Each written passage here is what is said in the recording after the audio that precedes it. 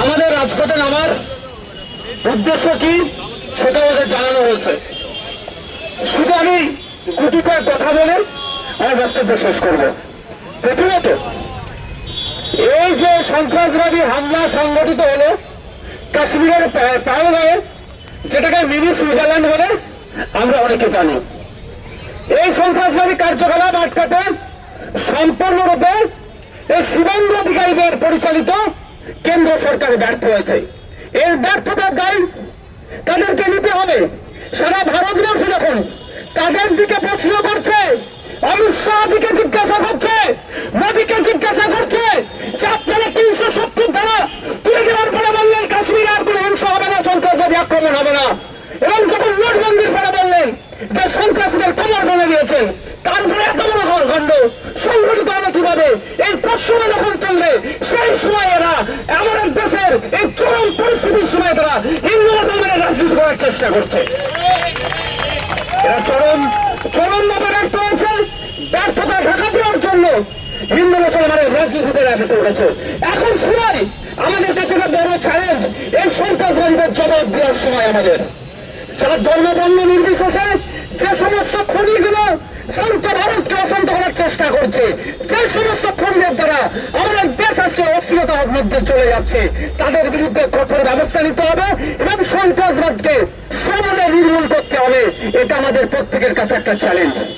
আমি অনুরোধ করব, আমরা যেমন এই কাশ্মীরের পাহেলগাঁওতে বর্বরোচিত সন্ত্রাসবাদী হামলা হয়েছে তার প্রতিবাদ জানাবো, সাথে সাথে কেন্দ্র সরকারের কেউ আমরা প্রশ্ন করতে পিছপাবো না। প্রশ্ন করবো আমরা যে কাশ্মীরে প্রায় 60 লক্ষের অধিক সেখানে সেনা আছে, প্রতি 10 মিটার 15 মিটার ছাড়া ছাড়া সেনা থাকে, সেখানে কিভাবে এত বড় হত্যাযজ্ঞ সংগঠিত হলো? ওই সময় কোথায় ছিল আমাদের সেনারা? তারা ছিল কি ইনঅ্যাক্টিভ করে রাখা হয়েছিল? তার জবাবটা আমাদেরকে দিতে হবে। ভারতবর্ষের এটা প্রশ্ন, আমার জনগণের এটা প্রশ্ন, এর উত্তর দিতে হবে।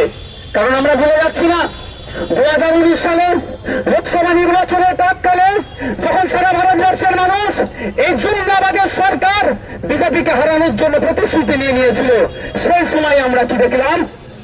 আপনার পুলওয়ামাতে টেরর অ্যাটাক হলো। টেরর অ্যাটাকে আমাদের দেশের 40-এর অধিক সেনা শহীদ হলো। 6 বছর হয়ে গেল, এখনো পর্যন্ত আমরা জানতে পারলাম না এই হামলা কারা করেছিল এবং কতজনকে গ্রেপ্তার করেছিল, তাদের বিরুদ্ধে কি ব্যবস্থা নিয়েছিল। কিন্তু তখন তো শুভেন্দু বাবু আর ওদের দলে ছিল না, তখনও শুভেন্দু বাবু অনেক চিৎকার চেঁচামেচি করেছিল, তখন চেঁচামেচিটা অন্যভাবে করেছিল। আর এখনো চিৎকার চেঁচামেচি করছে। এমন চিৎকার চেঁচামেচি করতে গেল, একটা ভিডিও পেলাম, ভিডিওর সত্যতা জানি না, Calcutta police, West Bengal police, রাজ্য স্বরাষ্ট্র দপ্তর, দেশের স্বরাষ্ট্র দপ্তর নিশ্চিতভাবে এই ভিডিও ফুটেজটার চেক করবে, যে দেশ বিরোধী যে স্লোগান দিয়েছে তার বিরুদ্ধে ব্যবস্থা গ্রহণ করবে। এখন ফিরে আসি, তাহলে ব্যবস্থা গ্রহণ করতে হবে লাগবে। কি ব্যবস্থা গ্রহণ করে এই শুভেন্দু অধিকারীর বিরুদ্ধে দেশে থেকে দেশ বিরোধী স্লোগান দিচ্ছে সেটা আমরা দেখব। যারা গল্প শোনাচ্ছে অনেক, একটাও ছাড় পাবে না। সেই দেশের প্রধানমন্ত্রী, দেশের স্বরাষ্ট্রমন্ত্রী শুভেন্দু অধিকারী ওই ভয়েসটা যদি সত্য হয়, তার বিরুদ্ধে কি ব্যবস্থা গ্রহণ করে সেটাও আমরা দেখব।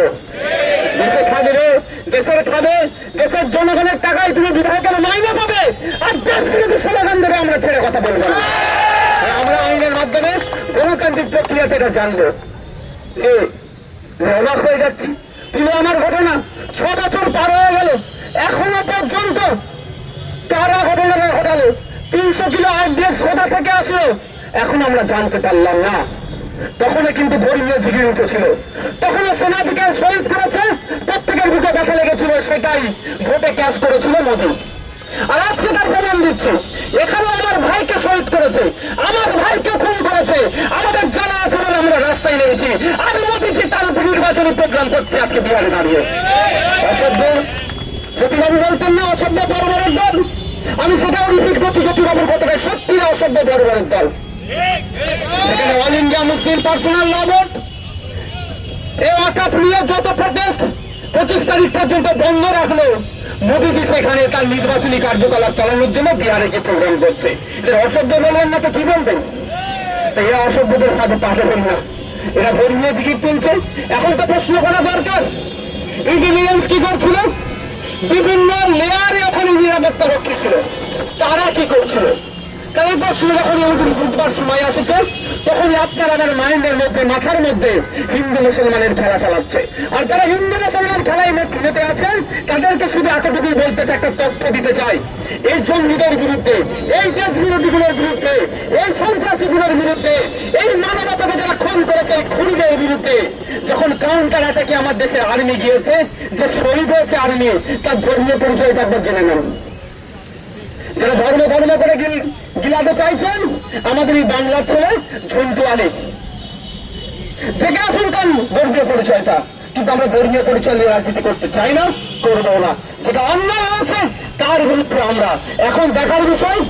আমি চ্যালেঞ্জ করে গেলাম, সেন্ট্রালের আইবির আমার নিশ্চিতভাবে ভিডিও রেকর্ড করছে, স্টেটের আইবি ভিডিও রেকর্ড করছে, মিডিয়ার মাধ্যমে রেকর্ড হচ্ছে। এই তদন্ত আমি 5 বছর টাইম দিচ্ছি, 5 বছর দেখবেন তদন্ত শেষ করবে না। এরা শেষ করলে তো ধরা পড়বে। ওখানে আর্মি ছিল না কেন? ওখানে সেনা ছিল না কেন?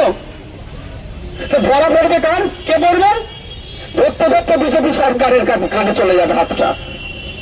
তো সুতরাং এরা এদের স্বার্থের জন্য হয়তো এই হত্যাযজ্ঞ সংগঠিত করেছে, এদের রাজনৈতিক গোষ্ঠীদ্বন্দ্বের জন্য হয়তো এই হত্যা যজ্ঞ সংগঠিত করেছে। আরো বেশ কিছু কারণ থাকতে পারে, এটা তদন্ত সাপেক্ষ। তদন্ত হোক, সত্য উদ্ঘাটন হোক, যে বা যারা যুক্ত আছে ফাস্ট ট্র্যাক কোর্টের মাধ্যমে আমরা